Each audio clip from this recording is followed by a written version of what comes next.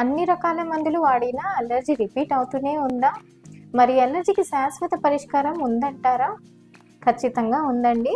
ఇది ఇమ్యునోథెరపీ ద్వారా సాధ్యమవుతుంది.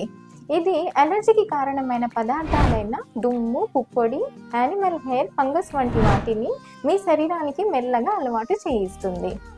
ఈ ఇమ్యునోథెరపీని 2 దశల్లో ఇవ్వడం జరుగుతుంది.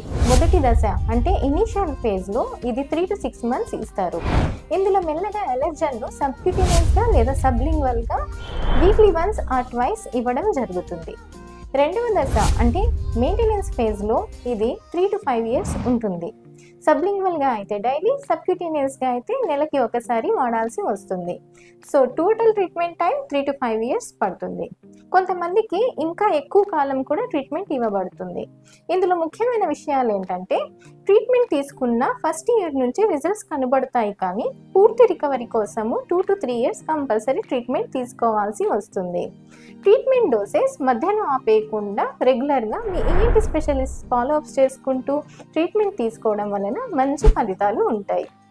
ఇది ముఖ్యంగా nasal allergy, allergic bronchitis, skin ఎలర్జీస్కి చాలా బాగా ఉపయోగపడతాయి. ఇలాంటి మరెన్నో హెల్త్ రిలేటెడ్ వీడియోస్ కోసం ఈ ఛానల్ని లైక్ అండ్ సబ్స్క్రైబ్ చేసుకోండి. Thank you very much.